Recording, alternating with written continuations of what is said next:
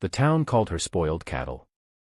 Not to her face, not always, but in whispers that rolled down Main Street the way dust carried across the plains. When she walked by, dresses swishing against her ankles, voices lowered, eyes flicked away, men tipped hats out of habit but wives pulled their children closer.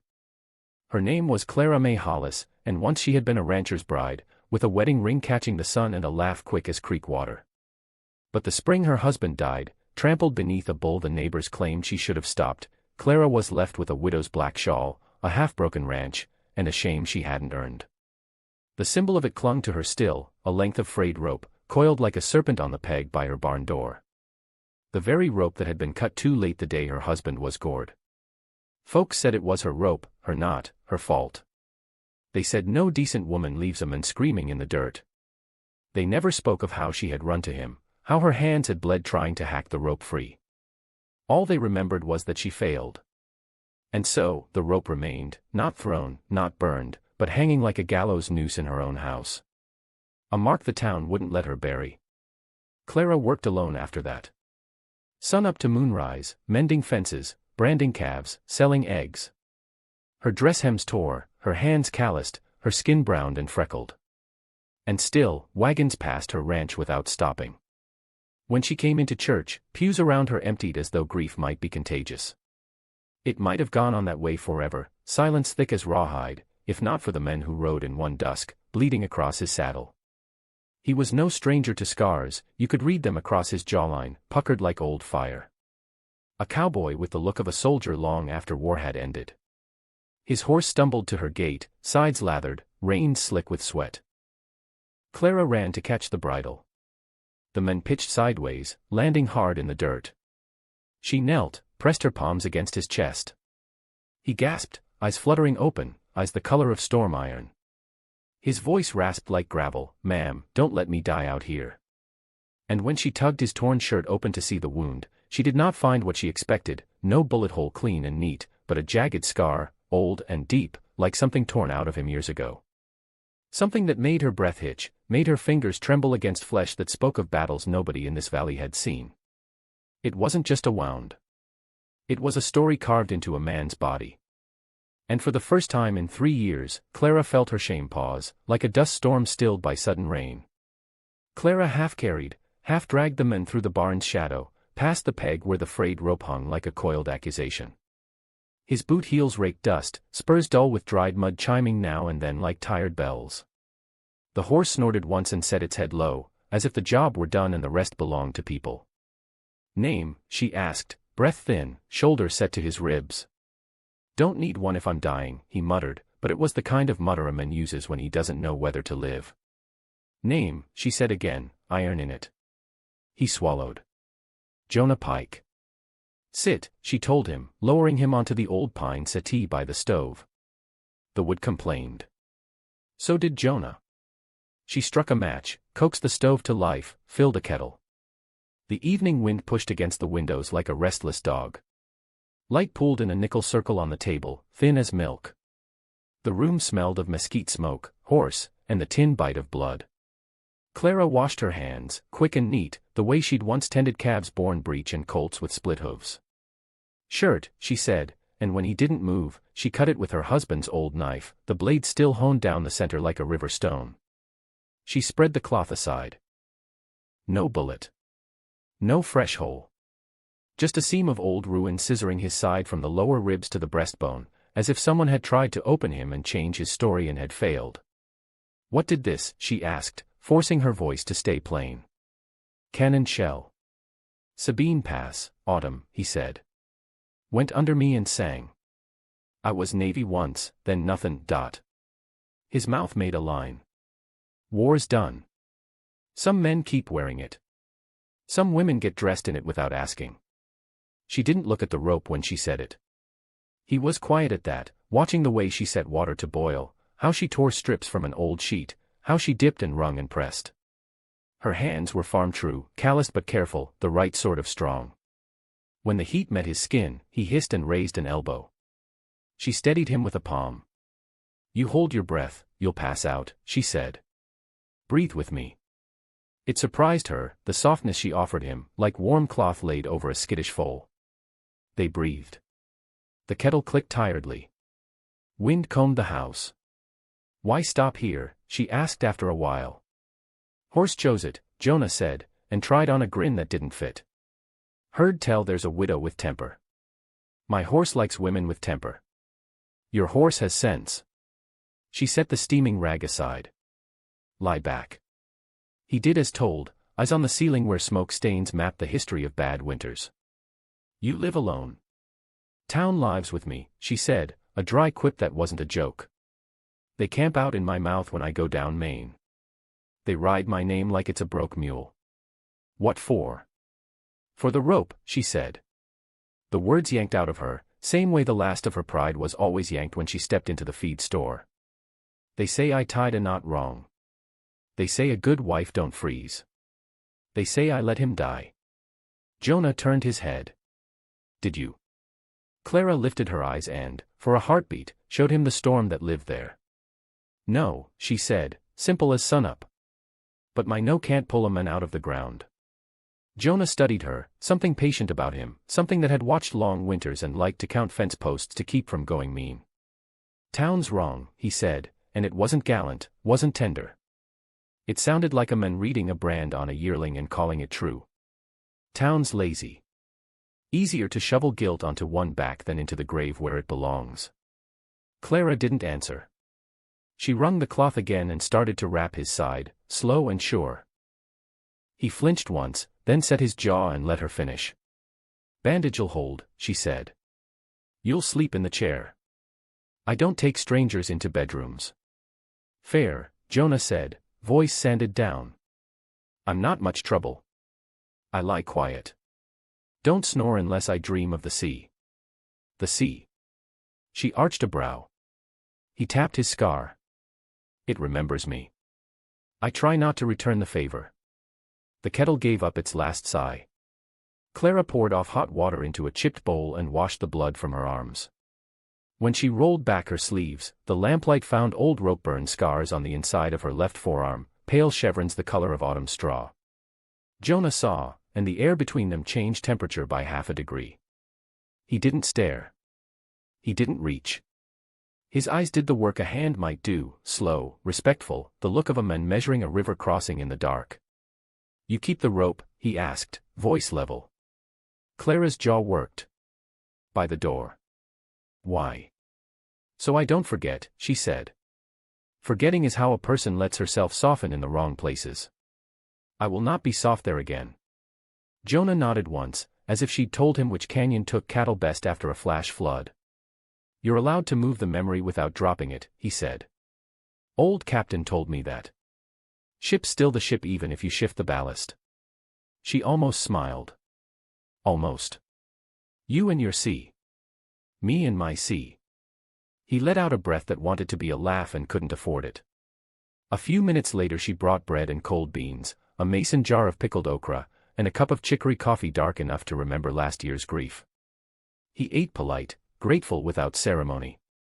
Outside, coyotes tuned their thin silver voices along the draw. The stove popped. The rope hung where it always hung. After the meal, Clara took down a needle and thread. Your shirt is done for, she said, but your hide will need another wrap come morning. She cut a strip from the hem of her own work dress, practical, unfancy, and with that small act of generosity she did not announce, she fed the thread through the needle and stitched one end to another, making a long, clean band. Thread between finger and thumb, she bent over her lap. The lamplight slipped along her collarbone and down into the gap where the fabric of her dress had thinned from labor and past mendings. When she reached to bite the thread free, her neckline shifted, just a brush, and Jonah saw a mark he had not expected to find on a woman the town called spoiled cattle. It wasn't modesty that made him look away quick. It was reverence. Just below the edge of cloth, a scar feathered along her chest toward the shoulder, a pale, roped kiss of burn, the pattern unmistakable to anyone who had handled livestock and watched what panic does when a loop tightens around flesh. It told a story of a woman who had gone in fast, gone in wrong, and paid in skin trying to stop a bull from finishing what fear began. Jonah blinked at the stove door instead, the glow there as red as coals under rain. He put his hands flat on his knees to keep from rising into that space and making the room smaller for her. When he spoke, his voice had the hush of a church with the doors left open. "I was wrong earlier," he said. "About what?" "War ending." She set the needle down. "It don't end. It just moves inside." A long breath went around the room, touched every corner, and came back changed. "He didn't say I saw. She didn't say you looked. That would have been another kind of wound. But the seeing was there, like a clean nail tapped into a post. You didn't admire it, you trusted it to hold." "Take the chair," she said, standing. The old careful distance slipped back over her like a shawl. "There's a blanket in the chest. Blue one. It smells like cedar and old winters." Jonah rose slow, hand braced on the settee, and crossed to the chest. He lifted the lid, breathed in the cedar and the remembered winters, and took the blanket out. It was mended in 3 places with small, tidy stitches. He ran a thumb along one mend, the surety of it, and recognized her there too. At the door he paused, looking at the coil of rope.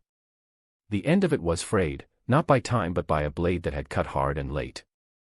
He could have said a dozen things. He chose none. Instead, he reached up and turned the loop so it lay like a plain coil on the peg instead of dangling like a noose. A nothing action. A small retying of the world.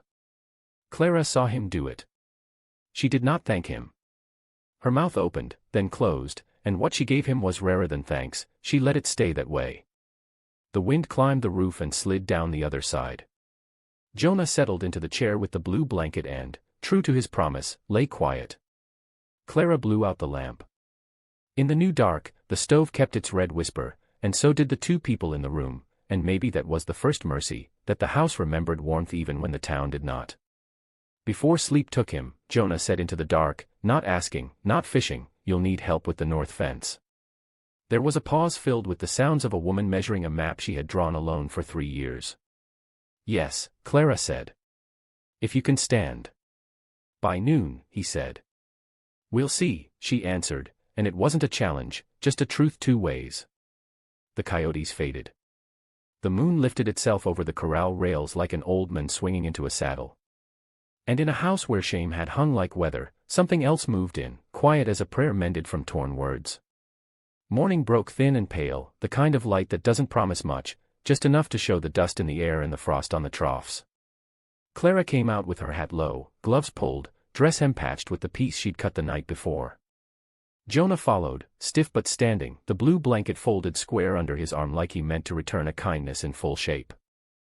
They saddled the horses together, her mare, steady as a hymn, and his war-worn gelding, ribs showing under the hide. Clara kept her words tight, but Jonah noticed how she checked his cinch when she thought he wasn't looking. Small things, but they added up like beans in a jar. The ride into town was quiet save for Tack Creek and Crow Call. Clara didn't explain herself. Didn't warn him how folks would look. Jonah, being the kind of man who'd walked into cannon smoke, didn't need telling. He saw the way she sat her horse, back straight as a fence post but hands too still on the reins. He understood that posture, it was the way soldiers carried shame that wasn't theirs to bear. They hit Main Street mid-morning. The blacksmith's hammer paused. The mercantile door swung wide, then slowed as if the hinges felt sudden weight. A cluster of women by the well stopped dipping buckets. Their eyes pinned Clara the way turkey vultures fix on a carcass that ain't all the way gone. "Morning," Clara said, voice even, as she tied her mare outside the feed store. A man spat in the dust and muttered, "Morning, widow rope." His friends chuckled low. Jonah heard it. His shoulders rolled once, like a horse shaking off a fly. He stepped down, boots landing firm, and tied his gelding beside hers. The 2 animals bumped noses, unbothered. Jonah straightened slow, then reached, not to threaten, not to declare, but to rest a steady hand against Clara's back, light as a question. It wasn't a grab. It wasn't even protection, not the loud kind. Just weight enough to say I'm here. The crowd felt it. Silence dropped harder than spit in dust. Wives stiffened, men scowled, a child whispered, "Ma, why's he with her?" Clara froze, every nerve in her spine taut. Shame wanted to make her step aside, shake him off, prove to the town she stood alone. But then she remembered the coil of rope on her wall, not hanging, but laid plain. She remembered his words in the dark, you're allowed to move the memory without dropping it. So she didn't move. She let his hand stay. And that was the first crack in the town's stone face. An old woman at the well harumphed, half ashamed at her own watching. A boy pointed at Jonah's scar and asked if he was a soldier. The smith bent back to his work, pretending nothing had shifted. But something had. Small, invisible, like the first seep of water under winter ice. Inside the feed store, Clara asked for seed and nails. The storekeep, a broad man with eyes too quick to judge, hesitated. Got coin, he asked, though he never asked the ranchers lined behind her. Clara's throat worked. She reached into her satchel for the jar she kept her egg money in. But Jonah's hand came over hers, stopping her. Without fuss, he set a silver dollar on the counter. Add salt and coffee to the lady's order, Jonah said. His tone was not bark, not plea. Just firm as iron driven into post. The storekeep weighed the coin, then weighed Jonah, then Clara. At last, he shrugged and filled the sack. Clara picked it up herself, shoulders squared, jaw tight. Outside, she hissed at Jonah, "Don't pay for me." "Didn't," he said, swinging into his saddle. "Paid the town back for its lies. Call it a debt they owed." Her lips parted, angry, then closed again. She didn't thank him. But when her mare moved, she clicked her tongue just once, and his gelding followed alongside without needing the rein. The town watched them ride out together. A widow marked as cursed. A cowboy with war carved into his side. Neither looking back. Behind them, whispers tangled like tumbleweed, too late to stop what had begun. The north fence had been sagging near a wash, a place where spring rains always gnawed at the earth and left the posts leaning like old men in the wind. Clara had patched it a dozen times alone, wire cut too short, rails crooked, stakes driven shallow because her strength gave out before the ground did. Now, with Jonah there, the work sounded different. 2 hammers instead of 1. 2 pairs of boots crunching frostbitten soil. 2 sets of hands steadying posts against the stubborn push of earth. They didn't speak much at first. Clara lifted rails, Jonah set them. He carried his weight with the quiet patience of a man who knew pain, and Clara noticed how he bent to spare her shoulders, how he shifted loads without making it look like pity. She'd worked beside men before, farmhands, neighbors, her late husband, but Jonah's silence wasn't absence. It was attention. At noon, when they rested, Clara poured water from the canteen. Jonah drank, then handed it back, his thumb brushing the tin where hers had been. The touch was small, accidental maybe, but it sparked through her arm like flint. She looked away quick, pretending to watch the cattle grazing low in the valley. "Fence'll hold better this year," Jonah said finally, breaking the silence. His voice was low, rough from dust. "It'll hold because you're here," Clara answered, before she could stop herself. The words startled her, more naked than she meant. She tucked her braid behind her ear and added, "I mean, you know how to drive posts deeper." He didn't laugh. Didn't smirk. He just nodded, and that was worse somehow. Honest acknowledgement left no place to hide. By dusk, their backs ached, hands blistered, and the fence stood true, a line of order against the wild. Clara lit a lantern on the porch while Jonah built a small fire in the yard. The smell of juniper smoke rose, curling into the cold. They sat close, not touching, bowls of beans and cornbread in their laps. The fire painted Jonah's scar in copper, turning ruin into something carved, almost holy. Clara's eyes caught on it, lingered. He noticed but let it be. After a while, she spoke, voice softer than the flames, "Folks say I keep the rope so I'll always remember my shame. But truth is," she hesitated, breath fogging the night, "sometimes I hold it because it's all I've got left of him. Wrong as it is, it's the last thing he touched." Jonah poked at the fire, sparks rising like lost prayers. "A rope ain't a man. It don't carry his laugh or his voice. Just his ending. You deserve to remember the whole of him." Clara stared at the firelight flickering against her boots. "And you? You keep your scar." Jonah's hand hovered near his ribs, then fell to his knee. "Scar keeps me. Some nights it sings louder than sleep." But, his eyes found hers, steady, unwavering, "It ain't the only song left in me." The wind stirred. Somewhere in the dark, a calf bawled, answered by its mother. Clara's fingers tightened around her bowl. She wanted, God help her, to reach across the small space between them, to lay her palm against the mark that told of battles he carried alone. But she didn't. Not yet. Instead, she whispered, almost to herself, maybe shame's just another kind of scar. Jonah nodded. Then scars can be claimed back. The fire cracked, warm and steady. And in that quiet, Clara felt something she hadn't in 3 long years, not absolution, not salvation, but the first flicker of belonging. The first warning came as a shift in the sky. By afternoon the prairie was no longer golden but the color of old pewter, clouds boiling up from the west like something alive. Cattle bawled low, restless. The air turned electric, heavy with the kind of silence that comes before the world splits. Clara glanced up, jaw tightening. Storm's coming fast. Jonah, tightening wire at the last fence post, squinted into the horizon. Not just rain. That's a breaker. You ever seen one hit this valley? She nodded once. Tore the roof off my neighbor's barn 2 years back. Killed half their herd in the draw. If it catches us out here, she didn't finish. Didn't need to. They mounted quick, driving the horses hard toward the homestead. But the wind ran faster, a mad stallion racing low across the grass. Dust lifted, turning the world to smoke. Lightning forked. Then the rain came, thick, slanting, like stones flung from God's own sling. Clara's mare stumbled in the rising muck. Jonah shouted something, lost in the roar.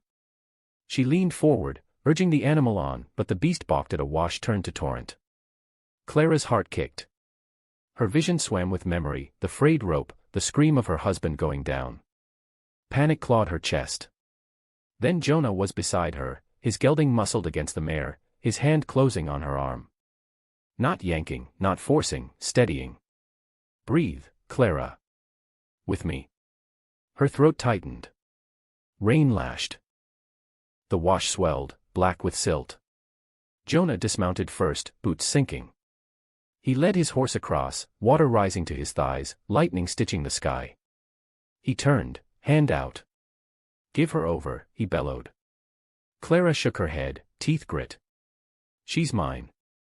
Jonah's eyes burned through the storm. So am I, if you'll let me. Something cracked in her chest, not bone, not fear, but a place she hadn't let anyone touch in 3 years. With a cry ripped raw from her lungs, she drove the mare forward. Jonah caught the reins, pulled both horse and rider through the flood, every muscle straining. When they stumbled onto higher ground, drenched, gasping, Clara slid from the saddle. Her knees buckled. Jonah caught her, not roughly, but like she was something fragile and stubborn all at once. For a long moment, the storm was everywhere, sky, earth, flesh, but inside the circle of his arms, Clara felt still. His chest rose hard against her cheek. His heartbeat hammered against her ear.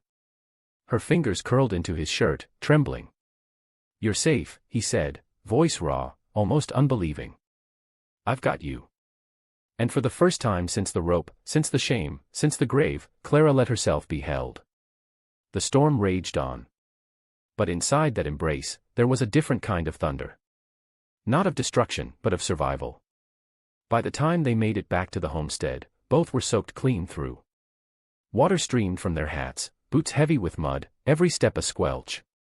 The storm still rumbled, though its fiercest teeth had passed. Clara's mare trembled in the barn, Jonah's gelding stood with head low, grateful for shelter. They stripped tack in silence, hands numb, breath steaming in the lantern glow. Inside, Clara fed the stove until the fire growled strong, snapping wetwood into warmth. She peeled off her gloves and set them on the hearth, fingers stiff, raw, tinged purple at the tips.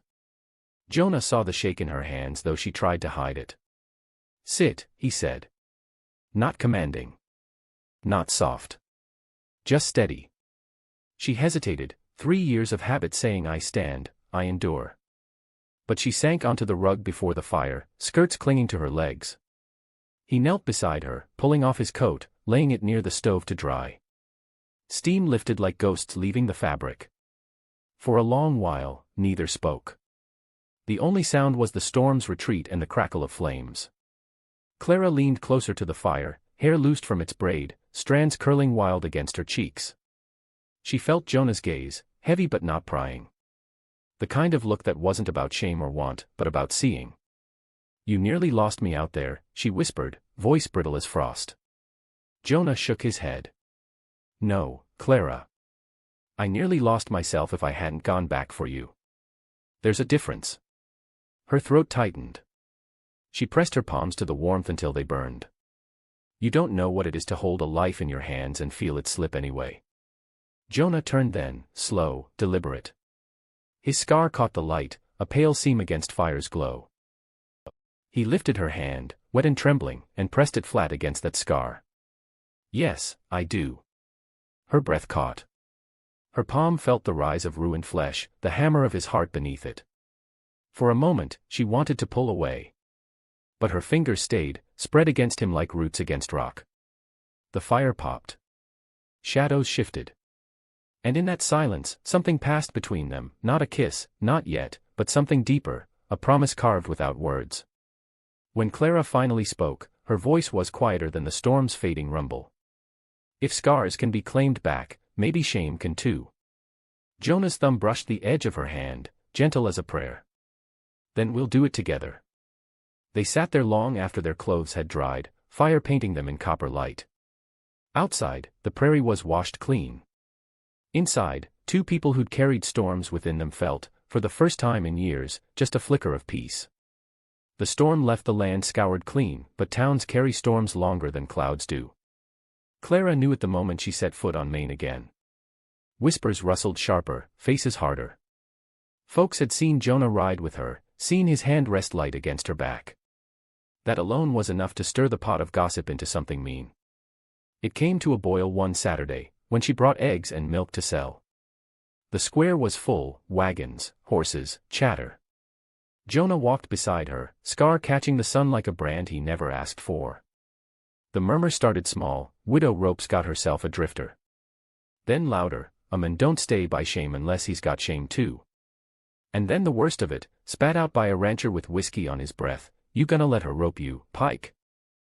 That's how her husband died. Clara froze, basket tight in her grip. Her vision tunneled. The rope on her wall coiled in her mind, heavier than any weight she'd carried. For 3 years she'd swallowed words, let them brand her quiet. But not now, not with Jonah at her side, not after the storm where he had pulled her through. Jonah stepped forward before she could, his boots grinding the dust. "Say it again," he said. No bark, no snarl, just iron. The rancher shifted, bravado faltering. "It's common talk, common lies," Jonah cut him off. "I've seen the truth. She carries rope burns deeper than any of you carry faith." The square hushed. All eyes turned. Clara's breath hitched. Jonah didn't stop. "You spit her name like it's dirt. But she's the only one I've seen who'll stand against storm and death and not break. You call that shame?" His gaze swept the crowd, heavy, unflinching. "Then shame's worth more than your praise." For a heartbeat, silence swallowed the square. Then, small, unexpected, a child's voice broke through, "She's mother to me." It was a boy no more than 8, one of the neighbor's orphans who Clara had fed once when he came hungry. He stepped from the crowd, clutching her skirt, eyes fierce. The crowd shifted, unsettled. Shame doesn't hold as tight when innocence names love. Clara's throat burned. She looked at Jonah, at the scar, at the hand that had steadied her through water and fire. Without thinking, she reached for him. Their fingers laced, rough and trembling. Gasps cut the air. A widow holding a man's hand in daylight, in front of God and the town. A cowboy letting it be known he'd bind his name to hers. And yet, no lightning struck, no earth split. Just two people standing, rope loosened, shame undone thread by thread. The town would talk for weeks. But talk could no longer unmake what had been claimed in plain sight. That night, Clara stood at the barn door long after the lamps were out in town. The coil of rope hung in its place, heavy with years of accusation. She touched it with 2 fingers, rough against the frayed end. Jonah came up behind her, steps quiet on the packed earth. He didn't speak at first, only waited, letting the silence say what words might ruin. When Clara finally turned, her face was carved with decision. "This rope's owned me long enough," she said. Her voice wasn't loud, but it carried like wind across the plain. Jonah nodded once, reached into his coat, and struck a match. The sulfur flared, a small sun against the dark. He held it steady, offering, not forcing. Clara stared at the flame, then at the rope. Her throat tightened. For years she had clung to it, part punishment, part remembrance, part prison. Now her fingers trembled, not with fear but release. She lifted the coil down, heavy in her arms, and set it into the fire pit. The rope caught slow, smoke rising sharp and bitter, the smell of old sweat and dust and shame burning away. Clara watched it curl and blacken, fibers snapping like bones breaking free. Jonah stood beside her, his scar lit orange, his shadow long. When it was done, nothing remained but ash. Clara crouched, scooped a handful, and let it sift through her fingers. It clung to her skin, gray streaks against her palms. Jonah reached out, covered her hand with his, and together they pressed the ash into the earth. "Buried," he said. "Not forgotten," she whispered. "No. But not ruling you anymore." She looked at him then, really looked. His eyes weren't the storm gray she'd first seen, but softer now, carrying the steadiness of a man who had known loss and still chosen to stay. Her chest ached, but it wasn't the ache of shame, it was something new, raw, dangerous, and alive. Her hand stayed under his, fingers curling, not out of need but choice. The fire's glow caught her face, and for the first time in 3 years, Clara May Hollis smiled without apology. Behind them, the prairie was quiet. Above them, stars spread wide. And at their feet, the rope that once branded her as cursed was nothing more than earth and ember, folded into the land that would remember, but no longer condemn. Winter came early that year. Frost silvered the windows before dawn, and the prairie wind cut sharper than knives. Clara and Jonah worked side by side, not in grand gestures but in the daily rhythm of survival. They patched the cabin roof with tarred canvas, hammered shutters against the north wall, and stacked firewood until the shed groaned. Clara mended clothes by lamplight, Jonah's shirts torn at the shoulder, her dresses thinned at the hem. His stitches were crooked, hers neat, but they both held. At night, when the storm pressed against the cabin like an old enemy, they sat close by the fire. Jonah read aloud from a tattered book he'd carried since the war, pages missing, words faded. Clara listened, not for the story but for his voice, gravel worn smooth by patience. Sometimes she read back to him from her mother's old hymnal, though her voice cracked at notes. He never laughed, just leaned nearer, letting the sound settle into the scarred places of him. The rope was gone now, buried in earth. In its place, Clara had planted garlic cloves in the last soft soil before the freeze. Jonah helped her, hands in dirt, and though the ground was hard, the planting was a promise that spring would come, and with it something worth tending. One evening, as snow hissed against the door, Clara looked at Jonah across the fire. His face was softened by the glow, eyes half closed, one hand resting over his scar as if to remind it he was still alive. She wanted to say stay. She wanted to say I need you. But she only whispered, you make the house feel lit, even when the fire burns low. Jonah's eyes lifted, steady, unhurried. He reached, not across distance but across years of silence, and set his calloused hand over hers. And you, he said, make the world worth standing in. No kiss followed. No vow. Just the slow twining of fingers before the fire, the kind of bond that doesn't shout, doesn't shine, but holds like a fence driven deep against the wind. Outside, winter howled. Inside, the cabin breathed warm. Spring came slow, as if the land didn't quite trust itself to soften. But the garlic sprouted, green shoots pushing through the dirt where rope ash had been pressed into earth. Clara bent over them one morning, brushing soil from tender leaves, her breath catching at the sight. Life, where shame had burned. Inside the cabin, Jonah sat by the window, mending tack with hands that had once only known war. The scar on his ribs no longer looked like ruin in firelight, it looked like a mark of survival, something claimed and kept. That evening, Clara brought him a small box, cedarwood lined with linen. She opened it without speaking. Inside lay her husband's wedding ring, dulled by years but still heavy with memory. I've carried it like a stone in my pocket, she said, voice quiet but sure. But it's time to set it down. Jonah didn't reach for it. He only asked, where? Clara led him out to the garden, where garlic sprouted among rows of early beans. She knelt, dug a hollow, and placed the ring in the soil. Together, they pressed the earth over it, sealing it with their palms. "Buried," she whispered. Jonah covered her hand with his. "But not forgotten." The last light caught their faces, lined with loss, but softened by something steadier. Jonah leaned close, not to claim, not to conquer, but to touch his lips against the scar on her forearm where the rope had burned her years before. A kiss, not of passion's blaze, but of devotion's slow fire. Clara closed her eyes. For the first time, the scar felt less like shame and more like proof she had endured long enough to be loved. They rose together, shoulders brushing, hands linked, the garden whispering green around them. And the story, as the old ones tell it, ends not with triumph shouted from rooftops, but with the small, quiet proof of survival, a scar kissed, a ring buried, a cabin lit with firelight, and two people choosing, each day, each season, to stay. And so the folktale leaves us with a question to carry by campfire or prayer: what keeps a heart alive in the desert? A kiss, a scar, or the memory of one hand that never let go?